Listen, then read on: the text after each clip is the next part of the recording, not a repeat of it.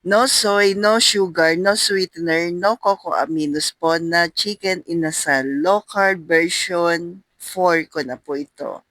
Pero this time, version ko na, merong garlic, tapos sea salt, yan, pampalasa po natin. Yung iba nag-a-add ng patis, basta siguraduhin pure patis. Then vinegar.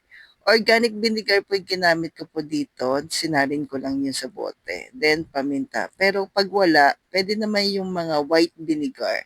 So ito yung aking sugar-free na turmeric po ng grindahan. Pwede po ito pamalit ko sa luya. Okay, hindi ako naglagay ngayon ng luya, yan lang kasi available ko po ngayon, then garlic na po. Yung sugar-free na turmeric ay iniinom ko din yan, nag-a-add lang ako ng calamansi, tapos hot water.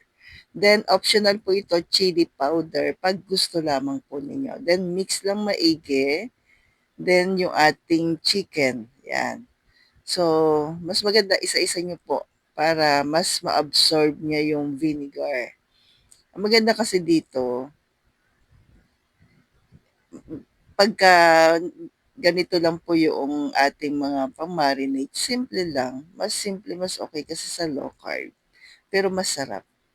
Kahit walang sweetener, kahit walang soy sauce or cocoa aminos, masarap. Then magdamag kong binabad, tapos i-flex ko na rin yung aking maliit na ihawan, pero tama lang laki. Wala pang 200 yan habang naka-sale. Yan. So, ayan po. Tapos nilalagyan kasi ng tubig sa ilalim yun. Kaya ako nagustuhan.